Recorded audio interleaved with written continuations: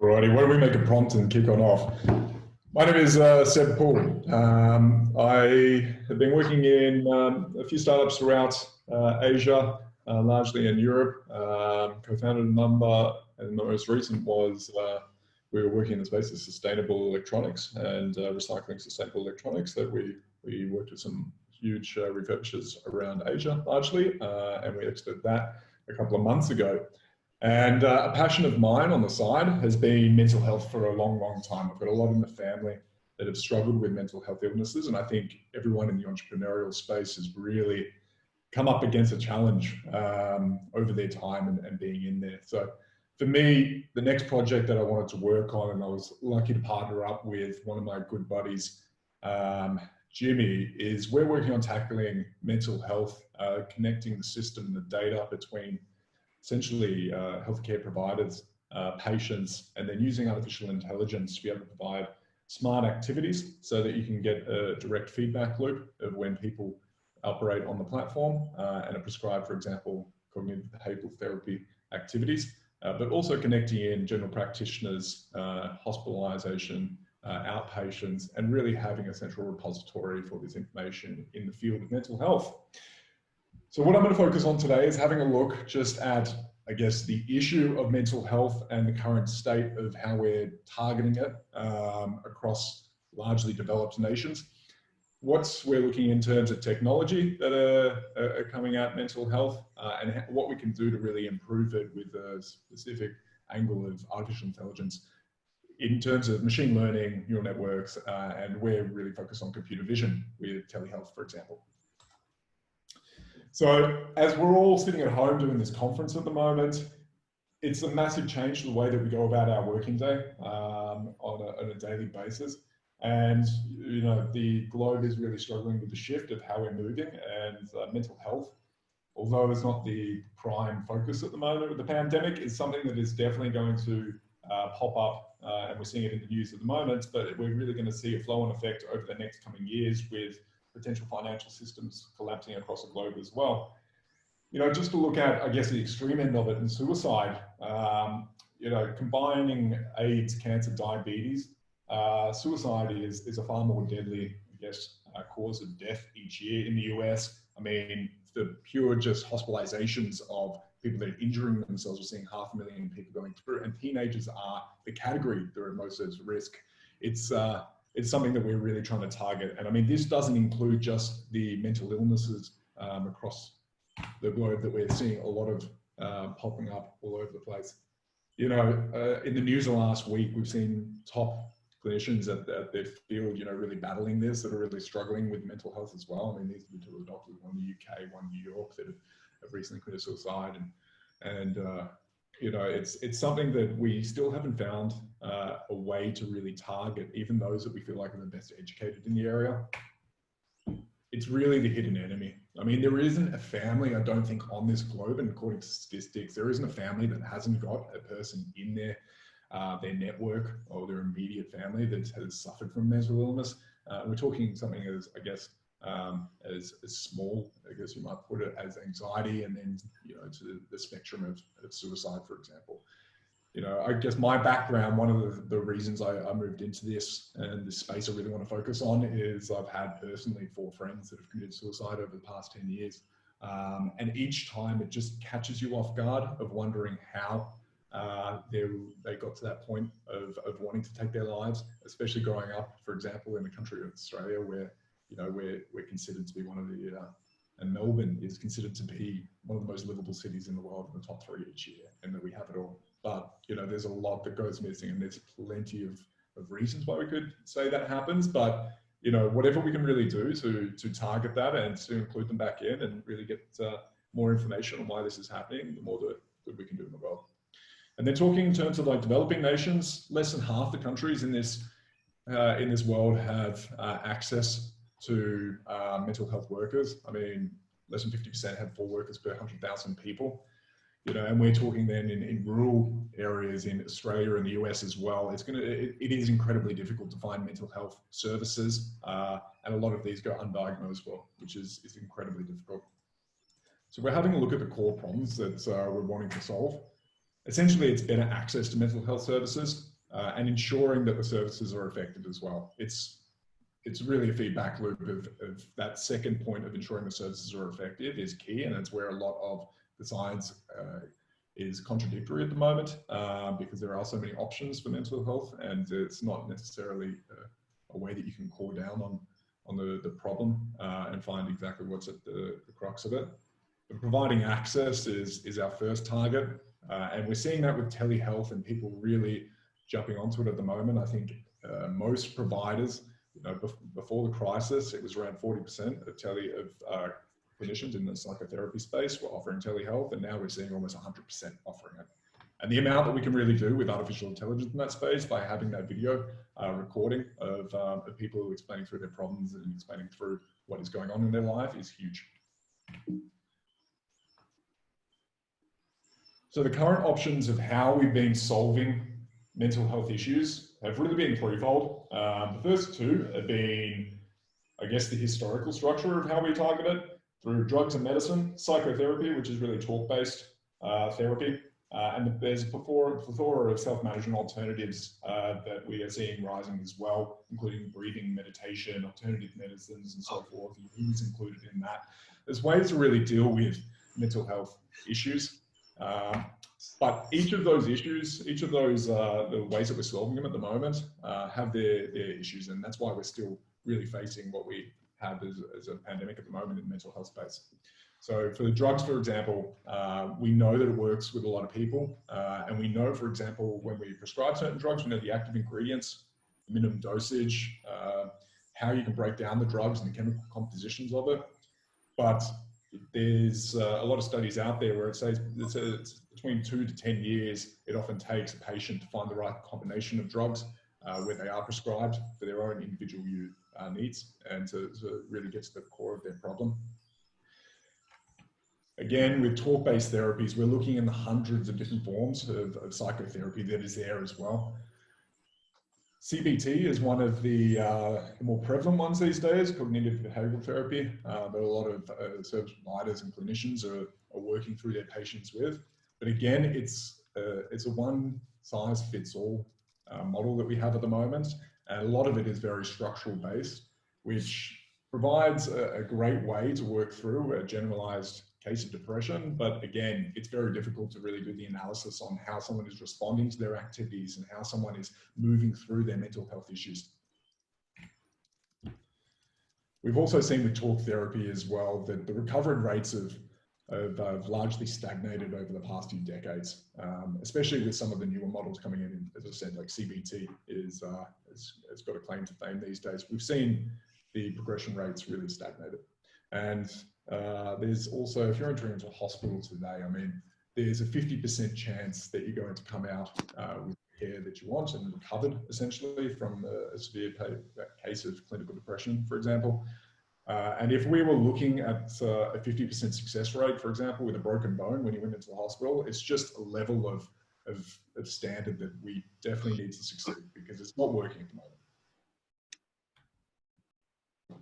Having a look at the third option or solution that we have with alternatives as a complement, there's a lot that is really gaining popularity at the moment. And I mean, there's a lot of evidence that sit behind these working in certain areas. You know, meditation has a lot of science that sits behind it. And I think in the entrepreneurial community, it's really gained a lot of momentum as well. Personally, I find meditation incredibly enhancing. You know, we can look at the ways that it reduces grey matter, you know, parts of the brain that produce fear and anxiety and so forth. And then breath work as well has often been adopted in a lot of clinical trials. But it is really a way that we're working through at the moment that we have no idea exactly what is the best fit for a certain person. And a person with depression can often be offered a range of different services, but we have no idea whether or not the feedback from those services are going to be the most effective for them. And it's really a trial and error process, which doesn't make sense necessarily in the world where we have so much data. There's some interesting ones on there that do have, you know, dance therapy, for example. Some people rave about it. Wilderness therapy is really interesting. It's essentially just heading out into the wild and learning to go primitive again. So if we're looking at what the general issue in this space is, especially in the times where we have so much technology and the ability to capture a lot of data, we're really sitting at the top of the reverse pyramid, or the top of the funnel at the moment. We have a general understanding of what works in terms of medicine. We have a general understanding in terms of talk-based therapy. Like CBT, we have structures of what we need to guide our patient through, different activities, different worksheets, and so forth.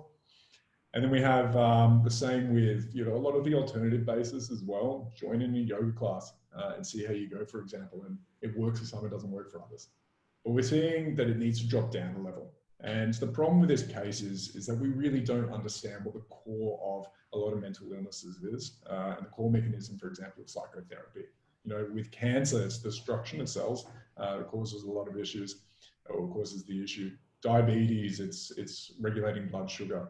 But the area of mental illness and depression in particular is something that we're still really trying to work out how it is. We don't have an outcome measure for a lot of the activities that we do with tackling depression and anxiety. And when we do get that and that data and that ability to link in with a more holistic understanding of what the person is doing to target their depression and target their anxiety, that's when we're going to have the game-changing ability to really offer personalized services in that space. And so with the group classification, for example, we're seeing a lot of people that are going into the system that are responding well to different methods. And we need to really break that down into an individual case and then move on to the self-management prevention level from there, which is where we can start introducing more the machine learning and the AI stuff.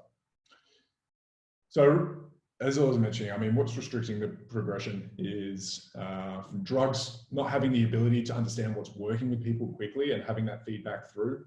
We do a lot of case studies just on drugs and the effectiveness trials of them. And we understand that they work, but we don't understand on an individual level.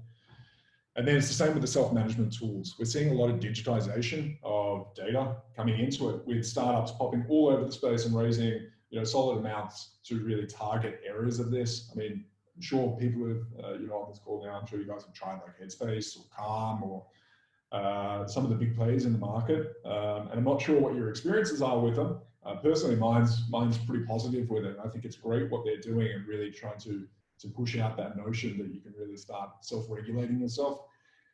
But we are seeing that, the frequency of depression and anxiety is increasing for numbers of different reasons, and these solutions still often act in a very standalone manner without the ability to bring in the old regime of how to target mental illness. And that's what we really need to start focusing on. And I think what I'm going to talk about next is more the telehealth space, because that's picked up a lot of buzz over the last couple of months, with everyone being stuck at home in front of a camera.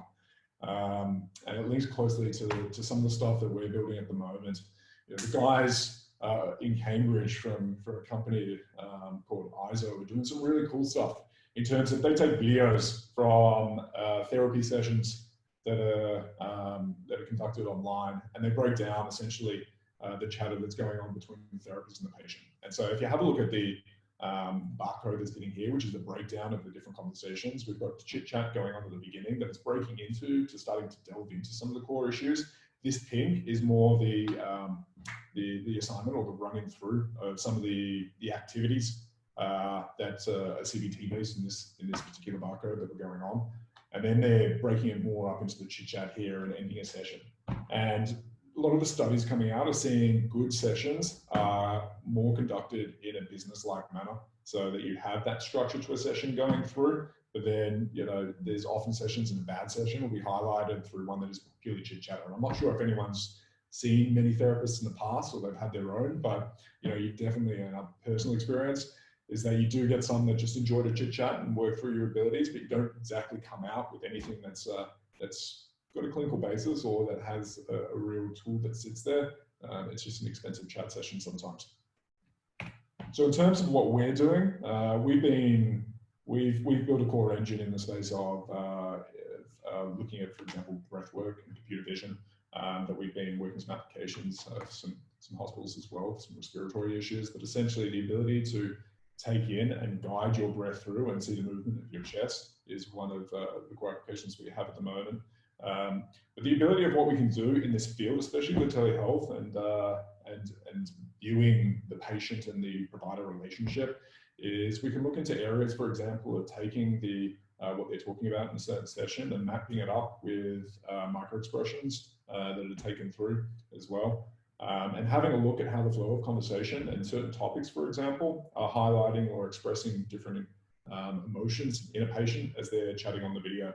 And then we can have a look at it again through where we're focusing, which is essentially the ability to take that in-video session and map it up with prescription of activities that were essentially offline in the beginning and you filled out on a worksheet. But now being able to capture, for example, like an antecedent behavioral chart, which is a worksheet that essentially takes in your behavior and it's part of CBT, and you work through what's kicking off different behaviors and understanding where you are. That was previously all done, as you can imagine, manually, but putting that into systems and being able to communicate that to not only your therapists, but your doctors and your hospitals, if you're part of an outpatient program, that's incredibly effective to have that feedback loop so that we can more quickly and readily offer different services and offer different remedies to someone that's working through what they have at the moment.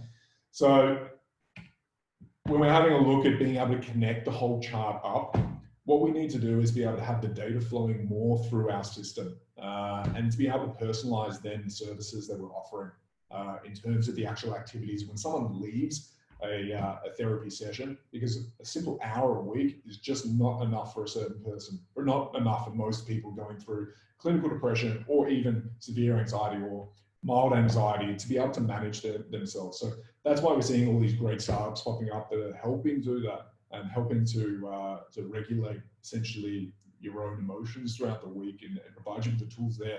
But there is a disconnection, as we're seeing at the moment, between the system, between the old system, which is still really important to have that personal contact and interface, and then also these new startups coming through.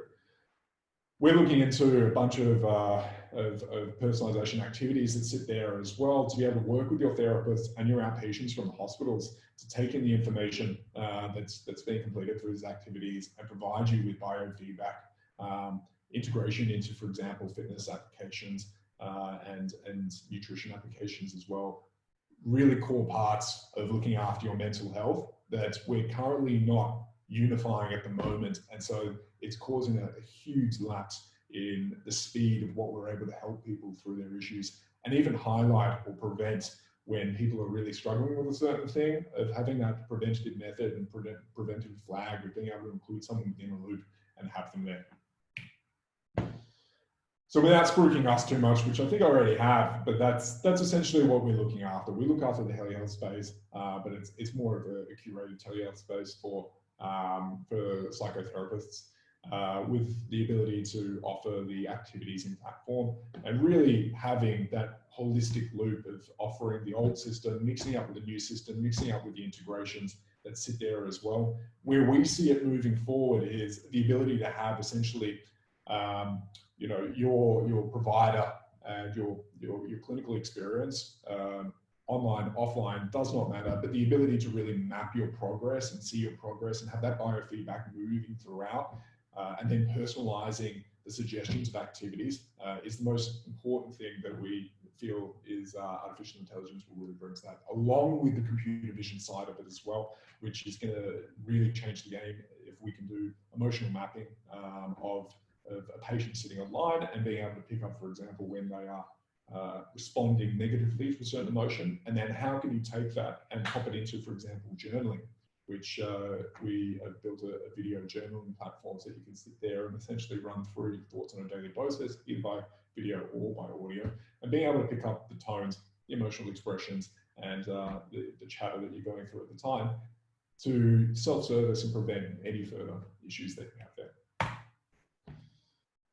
So without taking too much of your time, thanks for everyone attending. Does anyone have any questions at all in the space of mental health, or any just general questions for myself at all?